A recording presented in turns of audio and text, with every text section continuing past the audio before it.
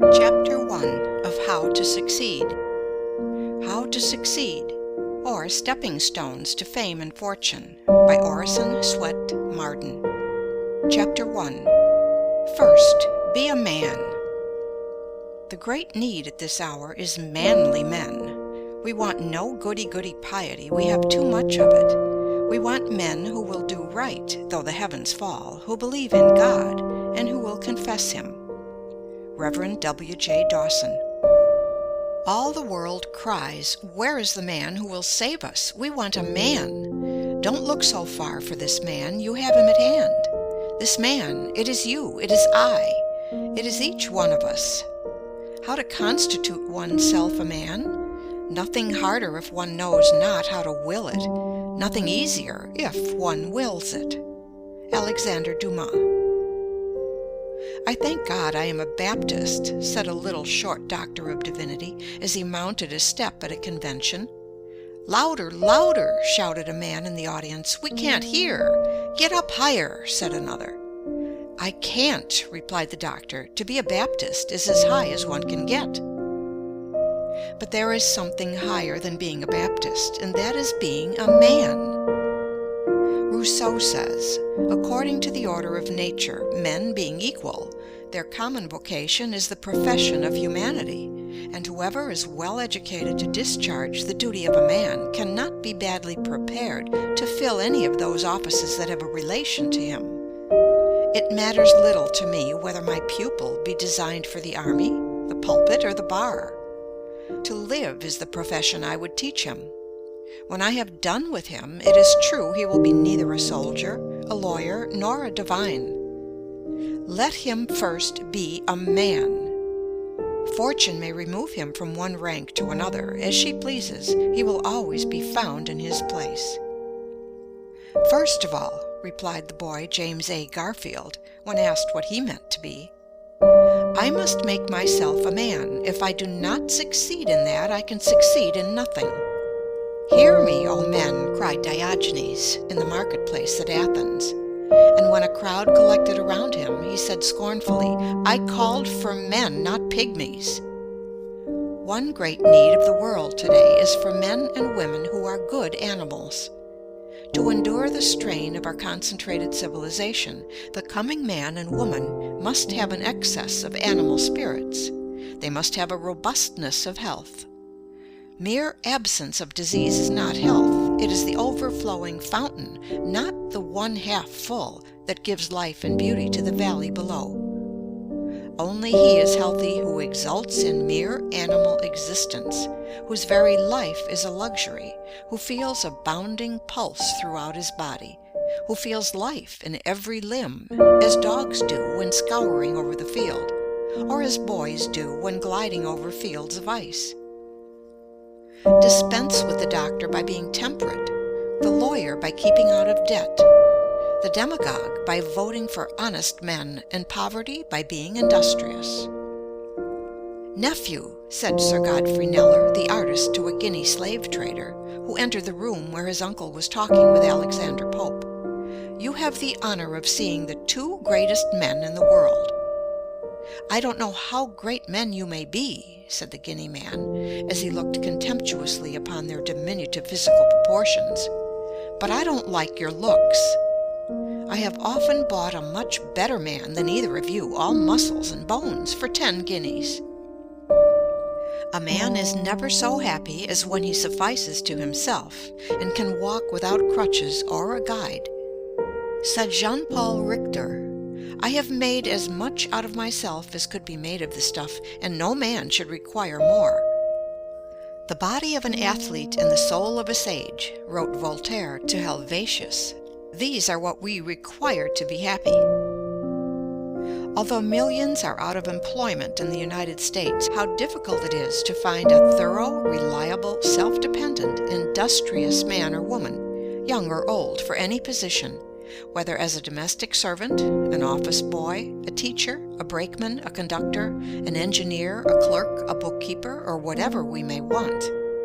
It is almost impossible to find a really competent person in any department, and oftentimes we have to make many trials before we can get a position fairly well filled. It is a superficial age. Very few prepare for their work. Of thousands of young women trying to get a living at typewriting, many are so ignorant, so deficient in the common rudiments even, that they spell badly, use bad grammar, and know scarcely anything of punctuation. In fact, they murder the English language. They can copy, parrot-like, and that is about all. The same superficiality is found in nearly all kinds of business. It is next to impossible to get a first-class mechanic. He has not learned his trade. He has picked it up, and botches everything he touches, spoiling good material and wasting valuable time. In the professions, it is true, we find greater skill and faithfulness, but usually they have been developed at the expense of mental and moral breadth. The merely professional man is narrow. Worse than that, he is in a sense an artificial man, a creature of technicalities and specialties, removed alike from the broad truth of nature and from the healthy influence of human converse. In society, the most accomplished man of mere professional skill is often a nullity. He has sunk his personality in his dexterity. The aim of every man, said Humboldt, should be to secure the highest and most harmonious development of his powers to a complete and consistent whole. Some men impress us as immense possibilities.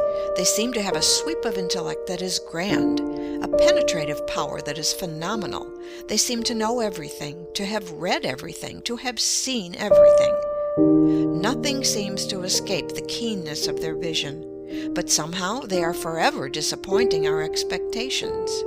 They raise great hopes only to dash them. They are men of great promise, but they never pay. There is some indefinable want in their makeup. What the world needs is a clergyman who is broader than his pulpit, who does not look upon humanity with a white neckcloth ideal, and who would give the lie to the saying that the human race is divided into three classes: men, women, and ministers. Wanted, a clergyman who does not look upon his congregation from the standpoint of old theological books and dusty cobweb creeds, but who sees the merchant as in his store, the clerk as making sales, the lawyer pleading before the jury, the physician standing over the sick-bed. In other words, who looks upon the great, throbbing, stirring, pulsing, competing, scheming, ambitious, impulsive, tempted mass of humanity as one of their number, who can live with them, see with their eyes, hear with their ears, and experience their sensations.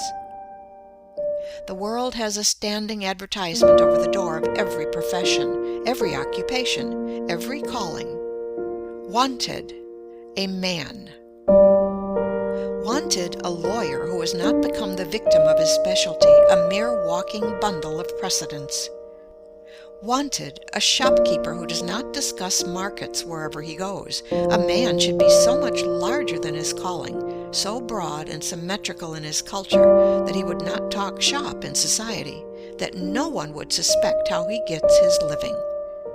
Nothing is more apparent in this age of specialties than the dwarfing, crippling, mutilating influence of occupations or professions.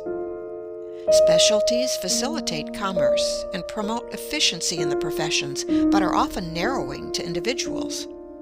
The spirit of the age tends to doom the lawyer to a narrow life of practice, the businessman to a mere money-making career. Think of a man, the grandest of God's creations, spending his lifetime standing beside a machine for making screws. There is nothing to call out his individuality, his ingenuity, his powers of balancing, judging, deciding. He stands there year after year until he seems but a piece of mechanism.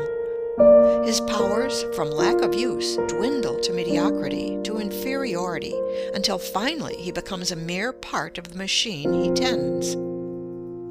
Wanted, a man who will not lose his individuality in a crowd, a man who has the courage of his convictions, who is not afraid to say no, though all the world say yes. Wanted, a man who, though he is dominated by a mighty purpose, will not permit one great faculty to dwarf, cripple, warp, or mutilate his manhood, who will not allow the overdevelopment of one faculty to stunt or paralyze his other faculties. Wanted, a man who is larger than his calling, who considers it a low estimate of his occupation to value it merely as a means of getting a living. Wanted, a man who sees self-development, education and culture, discipline and drill, character and manhood in his occupation. As nature tries every way to induce us to obey her laws by rewarding their observance with health, pleasure, and happiness, and punishes their violation by pain and disease, so she resorts to every means to induce us to expand and develop the great possibilities she has implanted within us. She nerves us to the struggle beneath which all great blessings are buried, and beguiles the tedious marches by holding up before us glittering prizes which we may almost touch, but never quite possess. She covers up her ends of discipline by trial, of character building through suffering, by throwing a splendor and glamour over the future, lest the hard, dry facts of the present dishearten us, and she fail in her great purpose. How else could nature call the youth away from all the charms that hang around young life, but by presenting to his imagination pictures of future bliss and greatness, which will haunt his dreams until he resolves to make them real? As a mother teaches her babe to walk by holding up a toy at a distance, not that the child may reach the toy, but that it may develop its muscles and strength, compared with which the toys are mere baubles. So nature goes before us through life, tempting us with higher and higher toys, but ever with one object in view, the development of the man. In every great painting of the masters there is one idea or figure which stands out boldly beyond everything else. Every other idea or figure on the canvas is subordinate to this idea or figure, and finds its real significance not in itself, but, pointing to the central idea, finds its true expression there. So in the vast universe of God, every object of creation is but a guide-board with an index finger pointing to the central figure of the created universe, man. Nature writes this thought upon every leaf. She thunders it in every creation. It exhales from every flower. It twinkles in every star. Open thy bosom, set thy wishes wide, and let in manhood, let in happiness. Admit the boundless theater of thought from nothing up to God, which makes a man. Young. End of Chapter 1. Recording by Pamela Krantz.